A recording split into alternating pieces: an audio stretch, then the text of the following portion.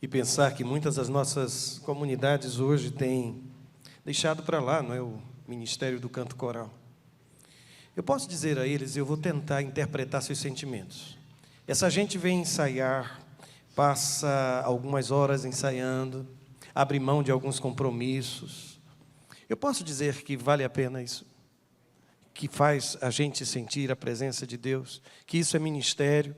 Posso dizer isso a eles? Posso. Então eu vou dizer. Eles me autorizaram. Todo o trabalho de vocês não é em vão. Deus está sendo louvado por aquele momento que você separa para vir para o ensaio, na companhia de gente tão agradável, não é, gente?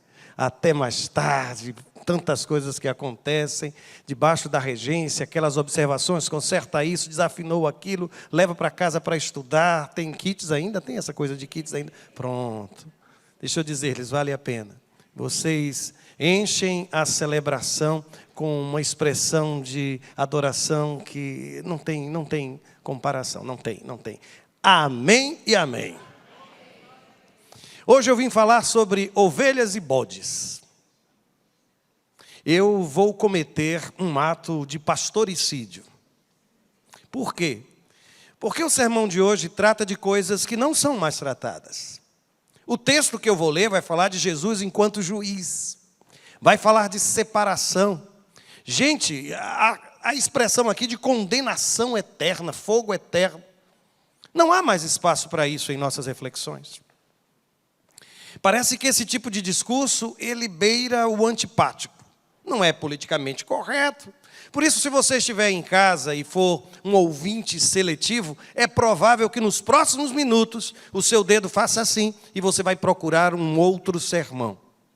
Mas eu preciso dizer-lhes que meu compromisso é com o Evangelho todo. É com Cristo todo. E não somente uma parte. Ainda que pareça desconfortável, eu vou ler o texto. E eu vou ler, não são poucos os versos. Não são. E vou fazer o seguinte, faz tempo que eu estou com vontade de fazer isso, sabe? Convidar a igreja para ficar de pé durante a leitura do texto bíblico. Faz algum tempo que eu não peço aos irmãos, não é? E sabe por que eu vou fazer isso? Para convidar a você a ficar prestando atenção. E aí não dorme, não é? Não vai dormir lendo de pé. O que diz o texto sagrado na tradução que trouxe aqui? Quando o Filho do Homem vier em sua glória com todos os anjos, assentar-se-á em seu trono na glória celestial. E aí o texto avança e nos diz: todas as nações serão reunidas diante dele, e ele separará umas das outras, como o pastor separa as ovelhas dos bodes. E colocará as ovelhas à sua direita e os bodes à sua esquerda. Então o rei dirá aos que estiverem à sua direita: venham benditos de meu Pai, recebam como herança o reino que lhes foi preparado desde a criação do mundo. Pois eu tive fome, e vocês me deram de comer. Tive sede, e vocês me deram de beber. Fui estrangeiro, e vocês me acolheram. Necessitei de roupas, e vocês me vestiram. Estive enfermo, e vocês cuidaram de mim. Estive preso, e vocês me visitaram. Então os justos lhe responderão: Senhor, quando te vimos com fome e te demos de comer, ou com sede te demos de beber? Quando te vimos como estrangeiro e te acolhemos, ou necessitado de roupa e te vestimos? Quando te vimos enfermo ou preso e fomos te visitar? O rei responderá: digo-lhes a verdade, o que vocês fizeram a algum dos meus menores irmãos, a mim o fizeram. Então ele dirá aos que estiverem à sua esquerda: malditos, apartem-se de mim para o fogo eterno, preparado para o diabo e os seus anjos. Pois eu tive fome, vocês não me deram de comer. Tive sede, nada me deram para beber. Fui estrangeiro e vocês não me acolheram. Necessitei de roupas e vocês não me vestiram. Estive enfermo e preso e vocês não me visitaram. Eles também responderão: Senhor, quando te vimos com fome ou com sede, ou estrangeiro, ou necessitado de roupas, ou enfermo, ou preso, e não te ajudamos? Ele responderá: digo-lhes a verdade, o que vocês deixaram de fazer a alguns destes mais pequeninos, também a mim deixaram de fazê-lo. E estes irão para o castigo eterno, mas os justos para a vida eterna. Amém, irmãos? Pode sentar-se. O Senhor há de aplicar ao meu coração e seu coração a palavra que acabamos de ler. Bom, deixe-me dizer-lhes, há duas direções claras para mim nesse texto. Eu diria que há um princípio esboçado em toda a palavra de Jesus. que eu chamo aqui de prestação de contas. Isso é muito interessante, sabe, irmãos? Porque prestação de contas é algo que está presente em muitas das parábolas de Jesus. Lembra-se da parábola dos talentos, daquele homem que distribui talentos? Aí o texto diz que um belo dia ele retorna e há uma espécie de momento de prestação de contas. Lembra-se da parábola do mordomo infiel? A mesma coisa. Ele viaja, vai para um lugar longínquo e depois retorna, e há um momento de prestação de contas. Nenhum de nós, irmãos, nenhum de nós pode pensar ou imaginar viver esta vida sem a dimensão da responsabilidade. Eu acho tão interessante que um dos textos do Antigo Testamento, que sempre recordamos quando falamos com a juventude, lembra-te do teu Criador nos dias da tua mocidade, é tão lindo. Só que ele continua e lá adiante ele vai dizer, agora, viva conforme o seu coração, alegre-se, mas saiba que um dia você vai prestar contas de tudo, absolutamente de tudo. Eu vou fazer o seguinte, eu vou resumir essa ideia de prestação de contas a partir de uma declaração paulina na carta aos Romanos, capítulo 14, versículo 12. Vejam o que está escrito. Assim, cada um de nós prestará conta de si mesmo a Deus. E é interessante porque é fácil fazer um paralelo entre esse texto e o discurso de Jesus. Porque no discurso ele disse assim, quando o Filho do Homem vier em sua glória, com todos os anjos, assentar-se-á em seu trono, na glória celestial, todas as nações serão reunidas diante dele. E aqui duas verdades aparecem na palavra do Senhor. Primeiro, o fato de que Jesus virá uma segunda vez, mas que ele virá como juiz. O texto sagrado diz que ele virá com os anjos, e há a imagem de um trono, de soberania, de controle de todas as coisas. O mundo, mesmo que lhe pareça hoje perdido, há um Senhor regendo toda a história. Eu me lembro muito do pensamento de um paleontólogo, ele era jesuíta, chamado Teilhard de Chardin, e ele falava de um ponto de convergência da história. Nós caminhamos nessa direção, irmãos. Não importa o que aconteça. Eu vou repetir, nós caminhamos nesta direção. Eu creio na segunda vinda do meu Senhor. E nós precisamos repetir isso, porque parece que essa história de segunda vinda parece hoje ocupar somente um lugar de esperança.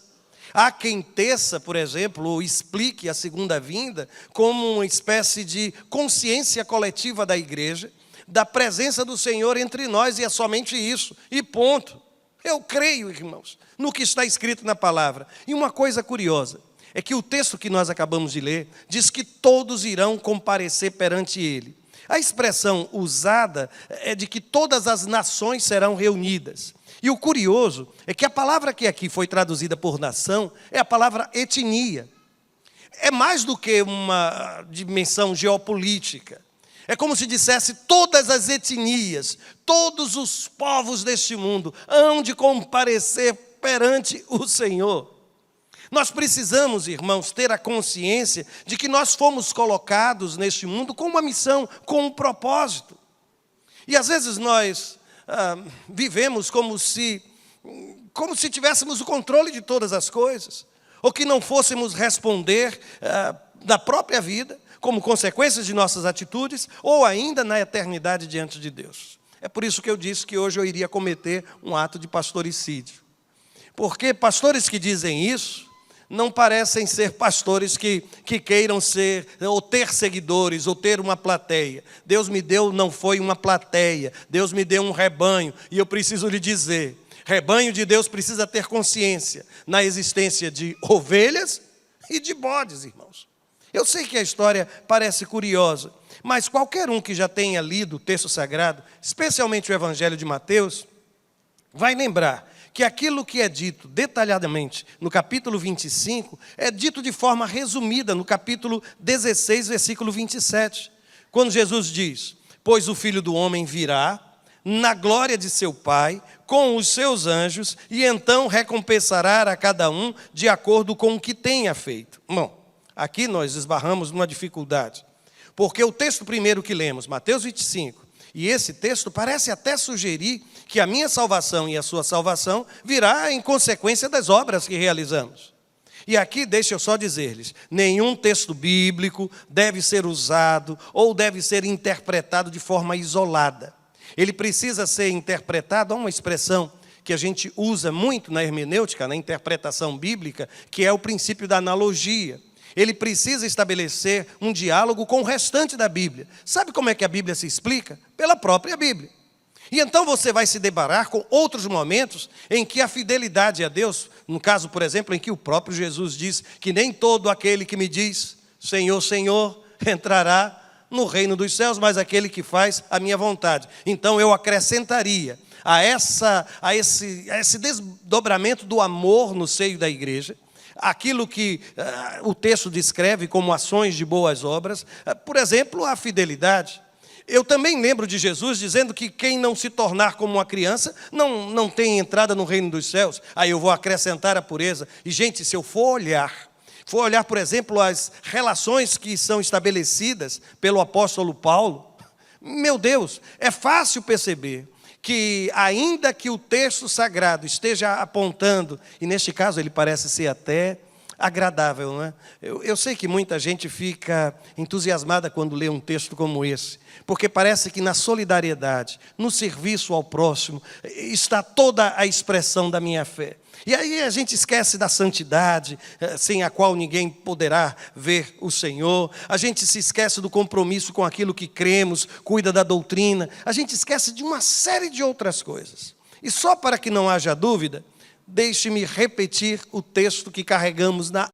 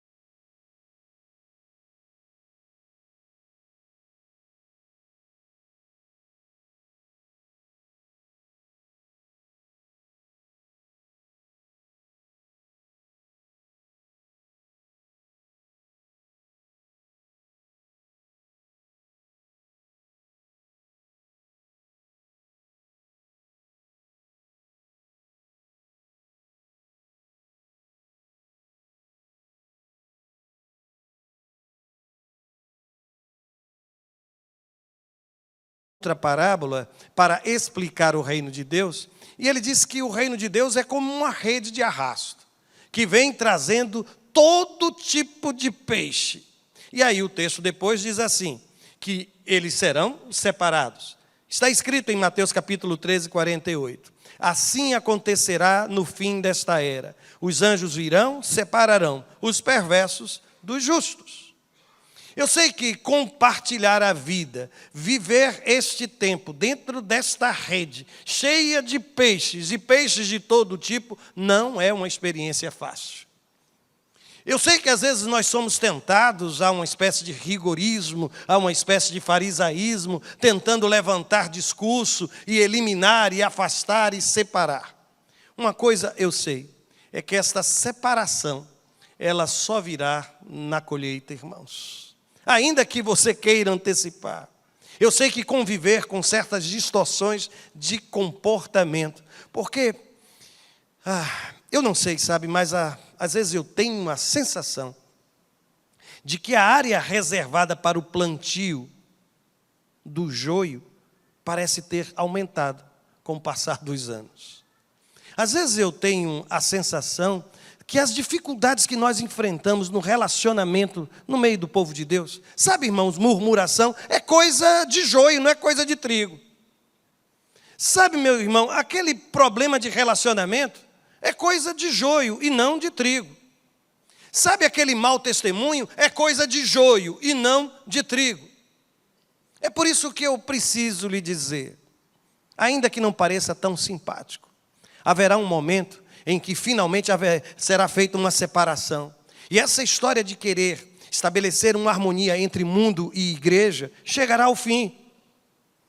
Sabe, chegará, é um basta de Deus. Como que para mim, para você, dizendo, olha, a adoração precisa ser por inteiro, dedicação precisa ser por inteiro, o amor precisa ser de todo o entendimento, com todas as forças, exclusividade de Deus. Mas nas palavras de Jesus, lá no capítulo de número 25, cria-se ainda um outro embaraço, porque Jesus diz assim, e ele separará uma das outras, como o pastor separa as ovelhas dos bodes, e colocará as ovelhas à sua direita e os bodes à sua esquerda. Neste tempo, gente, direita e esquerda, quando aparecem nesse texto, meu Deus do céu, o que eu já vi e ouvi, deixa eu dizer-lhes uma coisa, não há nenhuma conotação política nestas palavras. Isso aqui não está identificando ideologias. Permita-me só fazer um parêntese. Mas ao escolher uma ideologia, ao escolher uma visão política deste mundo e dessa sociedade, lembre-se do que está escrito na palavra. E não abrace absolutamente nada que vá de encontro aos princípios da fé cristã. Ponto, fechei o parênteses. Mas eu continuo. Porque vai ficando pior. E eu vou citar só um comentarista chamado Champlin, que já foi citado tantas outras vezes. Ele acrescenta um outro detalhe curioso. Ele diz assim, na Palestina, as ovelhas são usualmente brancas, ao passo que os bodes são pretos. Aí alguém vai olhar para mim, está vendo, pastor? Direita, esquerda, branco, preto. E aí começa um discurso de destruição, sabe, de descaracterização das palavras de Jesus. O que o Senhor está dizendo é que todo rebanho de Deus, finalmente, haverá uma separação. E Ele trará para si aqueles que Ele aqui identifica como ovelhas. Gente, é tão interessante, porque o próprio Champlin, ele diz que na visão judaica do primeiro século, os bodes não eram bem vistos. Não havia um bodódromo como lá em Juazeiro, sabe, irmãos? Não havia. E querem saber, ele diz lá no seu texto, no seu comentário, que uma das coisas curiosas é que o bode, ele destruía a vegetação, sabe, a alimentação. Às vezes até quando ia se alimentar, destruía árvores pequenas ao redor, devastava tudo. Sem contar o cheiro, irmãos. O irmão já sentiu o cheiro de bode? Ele vem e diz, o Champlin, ele fala sobre isso. E o curioso é que, às vezes eu penso que existem... Eu vou tentar dizer de uma forma diferente. Espera aí, deixa eu pensar para como dizer. Tá? Eu acho que tem alguns bodes que afirmam que a sua identidade, que eles se veem como ovelhas. Entendeu o que eu quis dizer, não foi? Mas eu fui até aqui, bem pensando cada palavra que iria pronunciar. Parece-me que o texto sagrado diz que tem bode que pensa que é ovelha. Agora, o que me incomoda não é imaginar que existam bodes querendo parecer ovelhas. O que me preocupa é quando uma ovelha quer se comportar como se bode fosse. Deu para entender? É por isso que eu insisto. Eu sei que o discurso não parece ser tão simpático, mas está escrito 2 princípios. O princípio da prestação de contas e o segundo princípio, o princípio da separação. O segundo princípio pergunta pela sua natureza. Quem de fato você é no rebanho de Deus? Quem de fato você é? O primeiro princípio, ele nos leva a uma outra reflexão. Ele está dizendo a mim e a você, você está pronto para prestar contas diante de Deus por cada dia de sua vida, por cada talento que recebeu? Mas eu vou adiante. Deixe-me pensar com você somente um pouco sobre as palavras de Jesus a partir de então. E aqui eu fiz uma espécie de comparação daquilo que é dito para as ovelhas, daquilo que é dito para os bodes. Avance uma vez, olha só. No versículo 34 ele está falando às ovelhas. E ele diz assim, venham benditos de meu Pai. Já no versículo de número 41, ele está falando com os bodes. Escuta o que é que os bodes vão ouvir. Malditos, apartem-se de mim. É assim que começa. Palavra de Jesus para um grupo e para o outro. Agora, notem que a palavra maldição não está associada... Pode voltar. A palavra maldição não está associada a Deus. Está ali, ela aparece como consequência de um comportamento distante do Senhor. Mas o texto prossegue. E observem o que depois ele vai dizer no versículo 34 e 41. No versículo 34 ele diz às ovelhas: olha, o reino que ele foi preparado desde a criação do mundo. Venham, recebam este reino. E notem, quando é que este reino foi preparado, gente? Desde a criação do mundo. Agora, observem o que é dito para os bodes. Vão para o fogo eterno preparado para o diabo e os seus anjos. Pergunta simples. O inferno foi preparado para você? Para mim, não. Porque o texto está dizendo que ele foi preparado para quem? Para o diabo e seus anjos. O que é que foi preparado para a humanidade, irmãos? O reino. O reino. Agora, às vezes eu tenho a impressão, eu não sei se você já fez isso, ou já viu alguém fazer. Chega num grande shopping, tem uma fila, não sabe nem o que é e entra na fila. E se tiver com alguém, diz, vai lá na frente, descobre o que é que estão distribuindo, descobre o que é que estão fazendo. Às vezes eu tenho a impressão que às vezes a gente entra na fila, sabe, dos anjos caídos, do próprio diabo, e a gente abraça um propósito que nunca foi para mim, nunca foi para você. Deus não tem qualquer desejo, irmãos. Aliás, se Deus tem um desejo, está escrito na carta de Paulo a Timóteo, é de que ninguém se perca. Esse é o desejo de Deus, por isso não entra na fila errada, meu irmão. Não escolha o caminho errado. Não entre pela porta errada. Só que o texto continua. E de repente, algumas situações vão aparecer. Ele diz lá no texto, tanto para um grupo quanto para outro. Tive fome, tive sede, fui estrangeiro, necessitei de roupas, estive enfermo e estive preso. E o que é que separa? Eu observei que o que separa é tão simples, irmãos. Ação e omissão. Por quê? Tive fome, tive sede. Aí ele fala da doação. Comida e água. Deste-me comida e água. Depois, quando ele fala de estrangeiro, ele fala da igreja como um lugar onde as pessoas precisam ser acolhidas. Depois, quando ele fala de roupa, ele fala sobre o vestir. O enfermo e o preso, ele fala da presença. E imaginem quantos irmãos daquela comunidade estavam sendo presos a cada semana. Mas a igreja precisava continuar a manifestar o amor por aquela gente. Então, se eu diria assim, doação, acolhimento, braço estendido, presença amorosa, estas precisam ser as características do povo de Deus, porque são essas as características que o Senhor identifica no meio daquelas que são as suas ovelhas. E sabe o que é que separa isso? Ação ou omissão. O texto sagrado não está dizendo que os bodes não viram, estão dizendo, vocês viram, mas não responderam a isso. E o interessante é que o texto ainda vai se tornando mais apaixonante, porque vejam o que é que está escrito, avance uma vez. Senhor, quando foi que te vimos? Perguntam as ovelhas. E aí no versículo 44, os bodes também resolvem perguntar, Senhor, quando foi que te vimos e não te ajudamos? Parece que naquele que age em função do amor, ele não anota tudo quanto fez pelo outro. O amor não registra. Eu não sei se já aconteceu com você, de alguém lhe agradecer. Olha, eu preciso lhe dizer obrigado. Você diz obrigado pelo quê? O que foi que eu fiz? E aquela pessoa fala de um gesto que lá atrás, na sua história, e que você nem se lembra. Você nem se lembra. Jesus está dizendo que os gestos amorosos, de fato, eles não guardam memória. E lá está dizendo, olha, eu estive, e você esteve lá, e você participou. Quando foi que fizemos isto, Senhor? Só que a grande resposta, e aqui me perdoem a expressão que eu vou usar, mas há um cinismo no meio dos bodes tão grande, que eles fazem questão de questionar a palavra do próprio Cristo, soberano, vindo das nuvens. Ainda assim, no momento de juízo, aqueles que são sem juízo, resolvem afrontar o Senhor. Mas quando foi que eu vi mesmo que eu não lhe disse nada? E quando foi que isso aconteceu? O interessante é que nas respostas de Jesus, tanto para um grupo quanto para o outro, veja o que é que ele diz. No versículo de número 40, avance uma vez. O que vocês fizeram a algum dos meus menores irmãos, a mim o fizeram. E quando ele vai falar com os bodes, ele diz assim, olha, o que vocês deixaram de fazer a qualquer um desses irmãos, a mim deixaram de fazê-lo.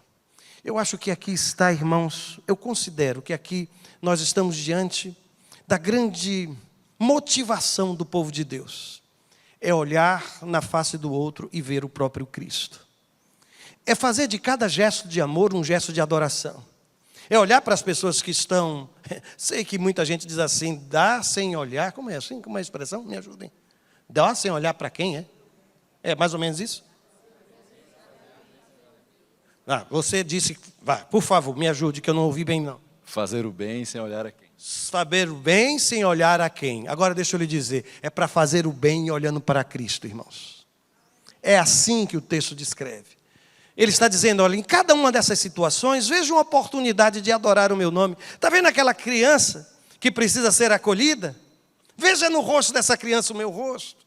Está vendo aquele estrangeiro que não tem... Ele precisa ser acolhido? Veja naquela situação uma oportunidade de louvar o meu nome. E às vezes a gente fica dizendo, eu quero servir ao Senhor, eu quero servir a Deus. Você de fato quer? Deixa eu lhe dizer, o caminho mais curto para isso é servir o seu próximo. É servir as pessoas que estão à sua volta. E aí o texto prossegue. Avance mais uma vez, por favor. Porque eu olho para tudo isso, e ao invés de ouvir uma palavra de condenação da parte de Jesus, eu acredito que ele está estabelecendo um roteiro para a igreja. Ele está dizendo, olha, assim será. Por isso, até que ele venha, até que o Senhor venha. E isso tem uma força tão grande. É como se ele estivesse me dizendo, olha, não desperdice nenhuma oportunidade de alimentar o faminto. Não desperdice nenhuma oportunidade de saciar a sede daquele que está sedento. Não desperdice a oportunidade de vestir aquele que está nu, de dar assistência àquele que está enfermo, de dar assistência àquele que está dentro de um presídio.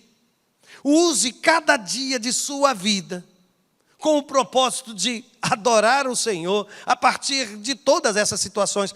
Pastor, mas o Senhor disse que nós não somos salvos ou fomos salvos em função, por causa das boas obras. Não fomos. Mas para as boas obras.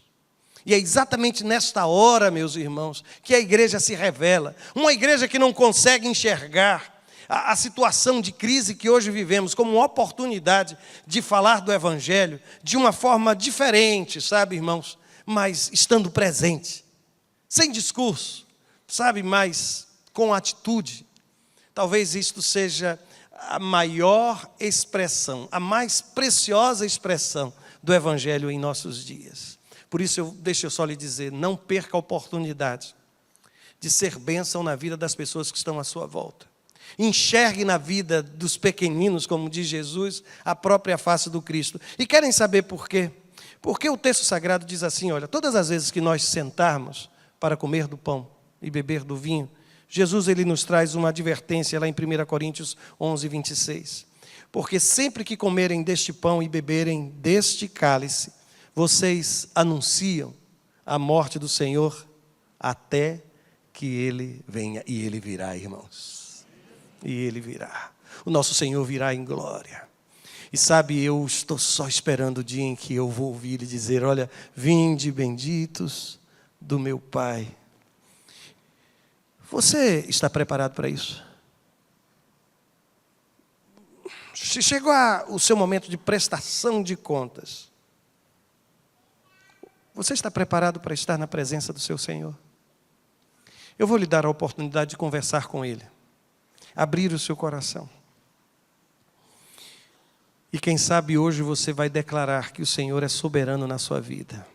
E ao longo de toda a sua história, o seu maior desejo será aproveitar cada oportunidade para adorar o Senhor, a partir de uma ação consciente, amorosa, envolvente, que declara que o Senhor está conosco em todo momento, em toda situação. Ore ao Senhor, clame ao Deus eterno.